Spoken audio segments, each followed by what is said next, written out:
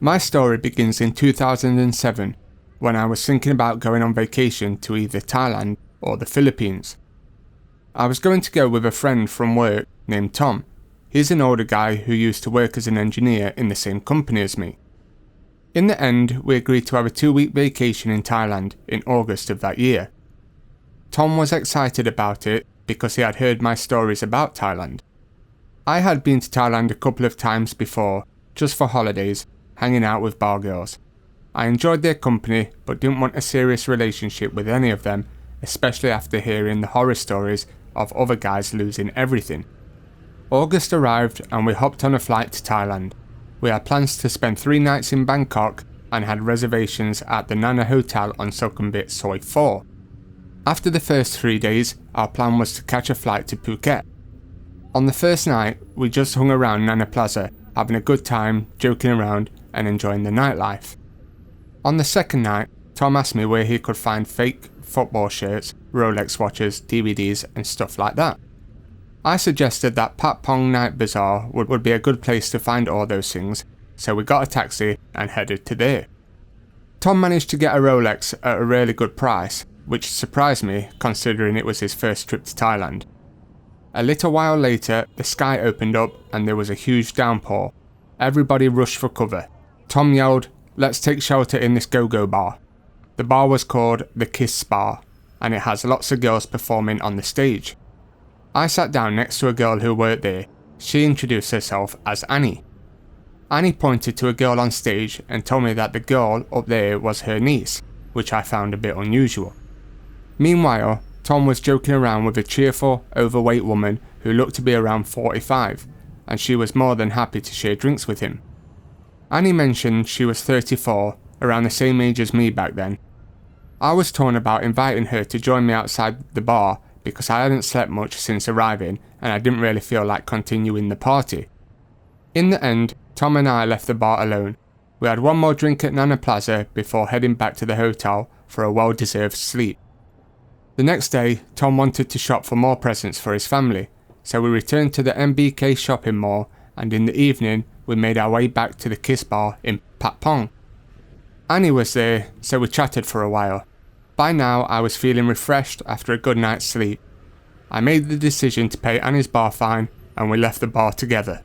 We had a drink at Gulliver's, and while we was drinking she told me her mother was in poor health and then she started crying. I tried to show sympathy and told her that I was sorry to hear that, and she also apologised to me, but I understood and it wasn't a problem. I felt a bit concerned for her. She went on to tell me that she had 2 sons from past relationships with different Thai guys, to which I told her that it was not a problem for me. I asked her what she'd like to drink, and she said water because she had never drank alcohol before. I was surprised by this, because most of the bar girls I know could drink me under the table. We went back to the Nana Hotel together, and we had a great time. The next morning, we said our goodbyes, and Tom and I headed off to Phuket. Our trip to Phuket was planned for 1 week, and we did the usual stuff like visiting the bars on Bangla Road, drinking and playing Connect 4 with the girls working in the bars. After 2 days in Phuket, I said to Tom, "I really miss Annie. I don't know, we just clicked." Tom said that Annie seemed like a nice girl, unlike the other girls from the bars. "What do you think if I cut my trip short here and go back to see her?" Tom replied, "Yes, go for it. I can't see you finding a nice girl down here in Phuket." I went to a travel agent and booked a flight for the following day back to Bangkok. I arrived back in Bangkok in the afternoon and I booked a 1-night stay at the Nana Hotel. In the evening, I returned to the Kiss Bar in Pat Pong. Annie looked very happy to see me. I explained that I had just cut my trip short in Phuket just for her. I had a little over a week left on my holiday and told her that I want to spend the rest of my time in Thailand with her.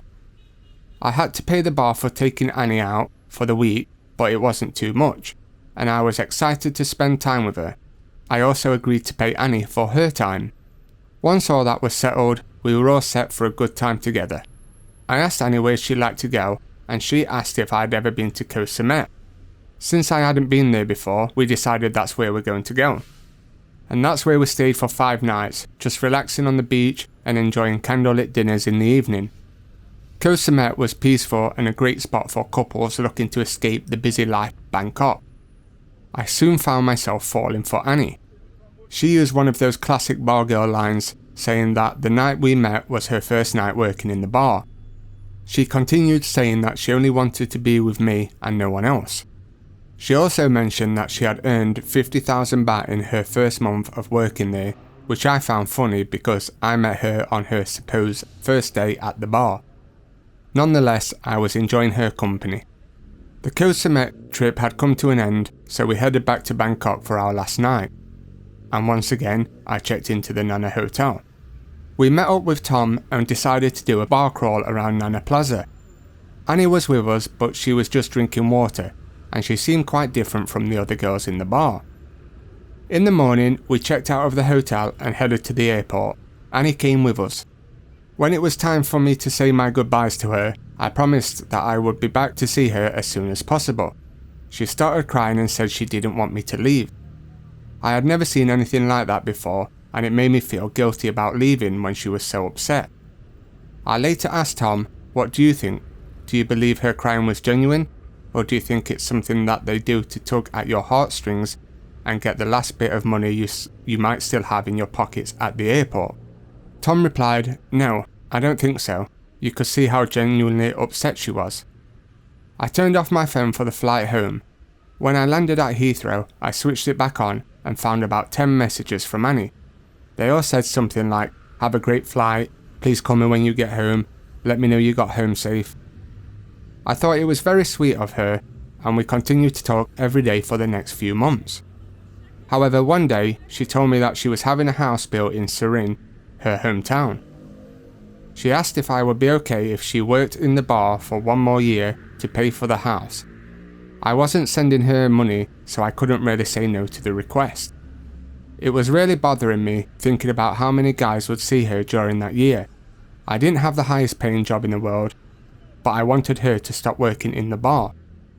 The next day when we spoke, I told her that I had very little savings, only about £3,000, which was about 120,000 baht. I asked if giving her all that money would be enough for her to stop working at the bar. She said yes, but she wanted to work one more month just handing out flyers outside the bar. I agreed and said, "No problem, but I'll only give you the money in person when I get there." On my next trip, I booked a flight for December 28th for a couple of weeks. I thought it would be wonderful to welcome the new year with Annie. Annie met me at the airport, and it was wonderful to see her again. We stayed at the Nana Hotel once more. On New Year's Eve, we went to some go-go bars. I couldn't help but think of my friends back home, either staying in or going to their local pub in the freezing cold weather.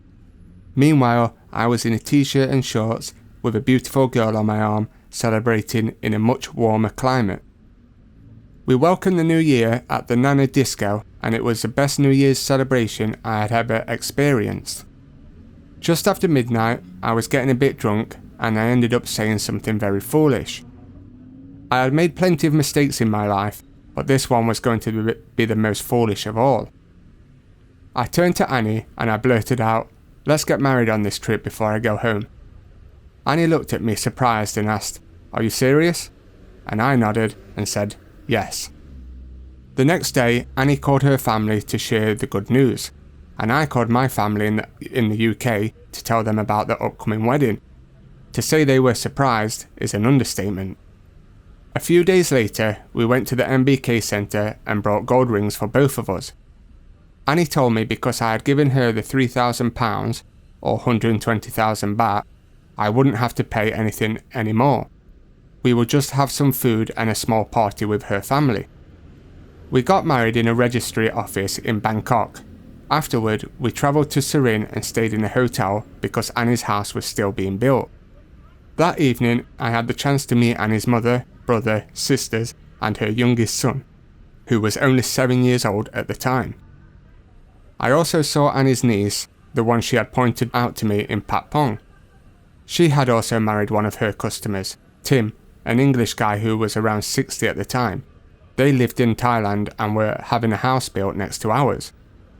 It was wonderful to have someone English to talk with.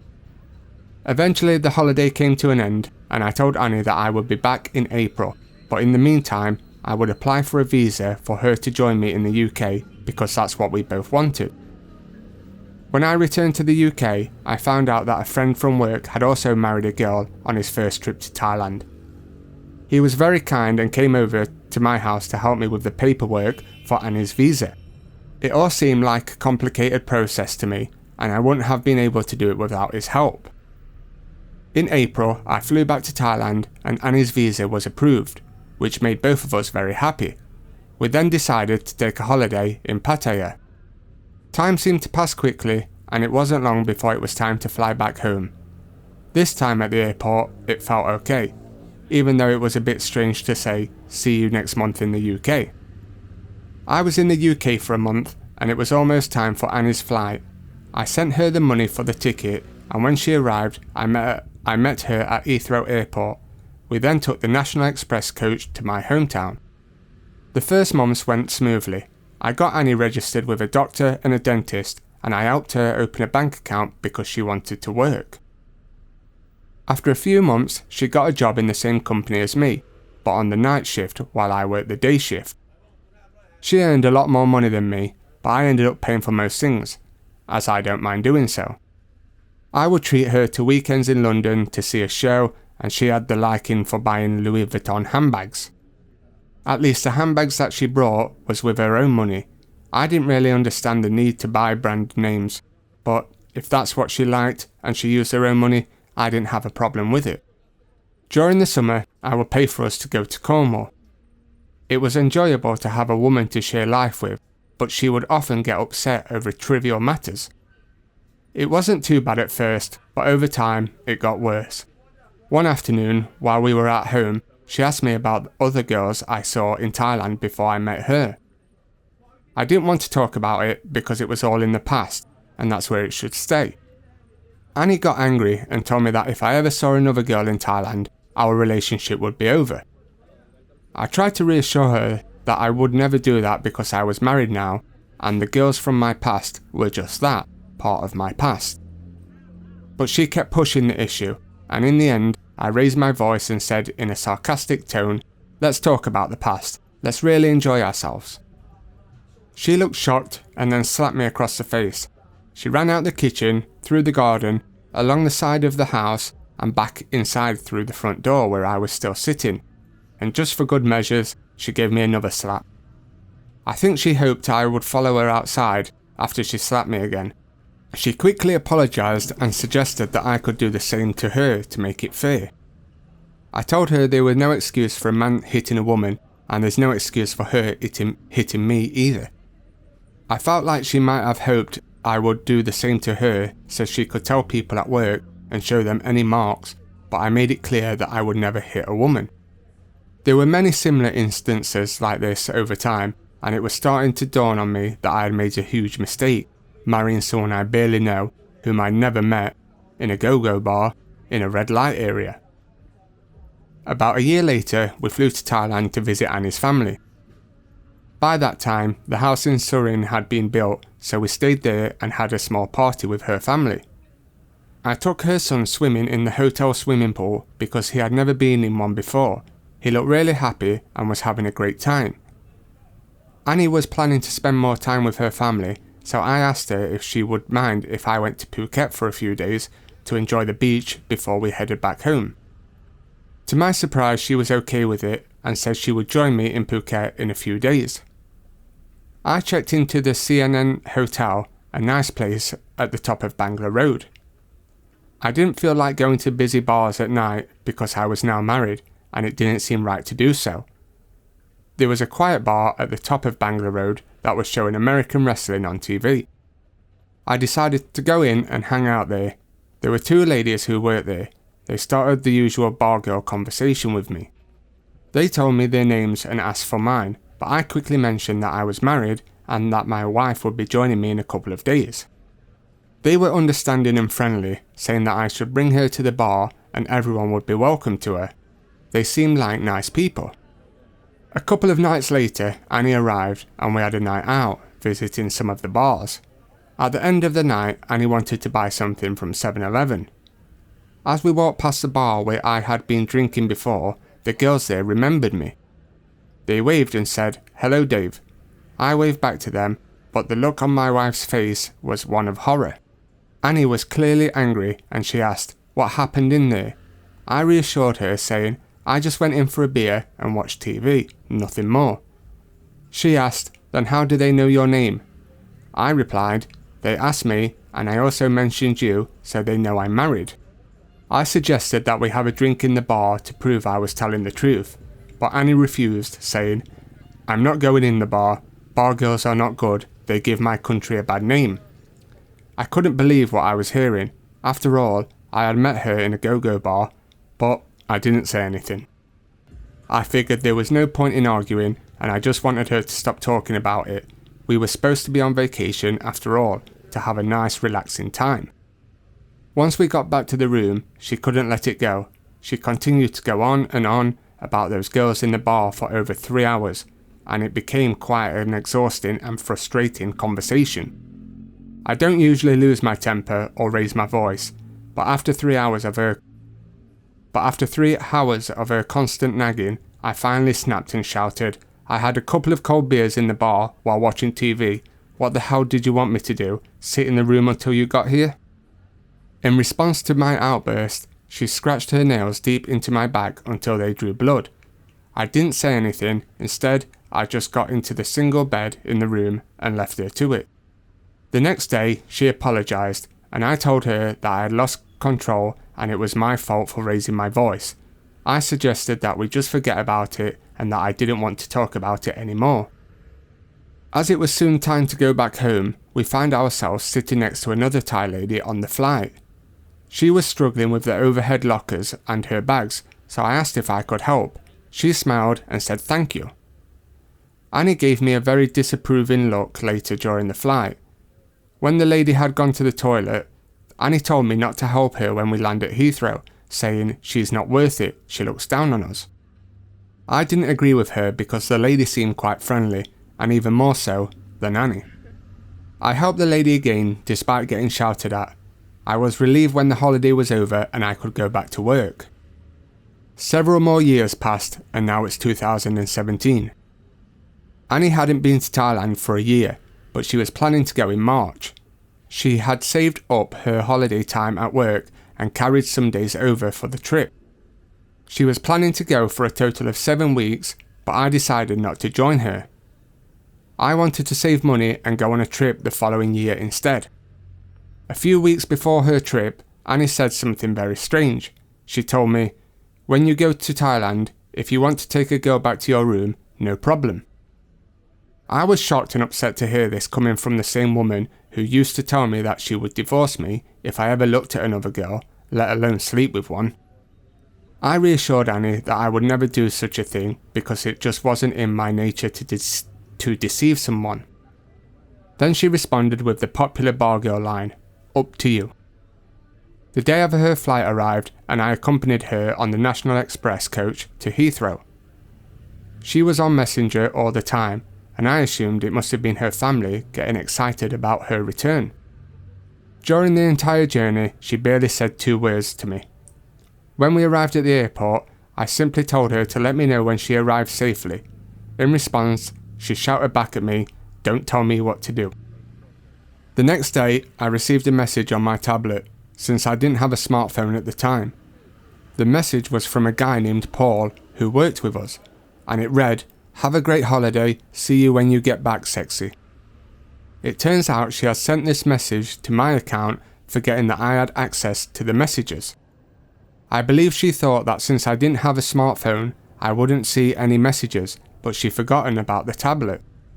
I scrolled through the messages between Paul and Annie. I checked the timestamps, and it turned out that she was even talking to him when I was sitting right next to her on the couch. I discovered a message from Paul to Annie where he said, "I cannot wait for the 7 weeks to go quickly so I can see you again." Another message said, "I will be single next year, latest, haha." Paul wrote, "When you come back, you can get into my bed when he is at work." And Annie replied with love heart stickers. Now, I understand why she had told me I could sleep with other bar girls if I wanted to. It seems she wanted me to take the blame for the marriage not working out, as her messages clearly indicated she was involved with someone else. I couldn't fully comprehend what was happening. While I knew our marriage wasn't the happiest, I didn't expect her to do this to me. I went ahead and filed for divorce anyway. While I spoke with Annie in Thailand, I acted as if everything was normal. Little did she know that I had not only discovered her cheating, but also, while she was still in Thailand, I had cleared out our apartment and moved out. Since it was a council property, it wasn't a significant loss. I held on to the keys until she returned, and when she got back, I met her at the airport but didn't reveal anything about what I had done. I had printed out her messages, including a photo of her not wearing a lot of clothes while with Paul. I left these on the coffee table in the lounge for her to find. When she got back and saw all the printouts of messages, she looked at them with disbelief. I told her, "You won't be single next year, you'll be single this year. I've also moved out." It was unfortunate for her because by this time, Paul had found an English girlfriend. Annie would still ask me for help with her small tasks, which I didn't mind. She told me, "I'm only in this country because of you and we shouldn't get a divorce." She continued saying, "I will give you money for doing that to Paul." I responded, "It's not about the money, I just don't trust you anymore." She became very angry and said, "You are a low-class person with no good heart." I replied, "If that's how you feel, that's fine, but it wasn't me who slept around, was it?" And that's about it. I left her to deal with it, and I received about 20 more messages from her, apologising and saying, "You are a good guy, I just get angry with people." She also claimed it wasn't true about Paul and her, despite her previous apologies and the evidence I had. She tried to dismiss it as work gossip, which I found hard to believe. The divorce was finalised in January 2018, exactly 10 years after I had married her. I later found out she went on a date with a lorry driver from the same company, but their relationship only lasted about a year. Friends have told me that if he sees her, he just ignores her. I can only guess that she may have treated the lorry driver the same way she treated me. It appears that she has now started seeing a retired man in his 60s. As for me, I've been back to Thailand. My friends were surprised and they said, "We thought you would have had enough of visiting Thailand after such a bad experience." Thailand is an amazing country filled with the nicest people, and I'm not going to let one person put me off of the place. Looking back, I realise I was simply naive. I did everything wrong. I married a girl I barely knew, and she was from a go-go bar. Bar girls are okay for fun on holidays, but you have to wake up to the fact that they are there to make money, despite what they might tell you. These girls in bars aren't really looking for a lifetime partner. That said, there are many nice, educated girls in Thailand who I believe can be loyal, but you're less likely to find them in the bars. I'm now talking to another girl and she's not from a bar. However, I'm definitely not rushing into anything ever again. Right now, it would be great to just get back to Thailand and enjoy it all again. Thank you for reading my story.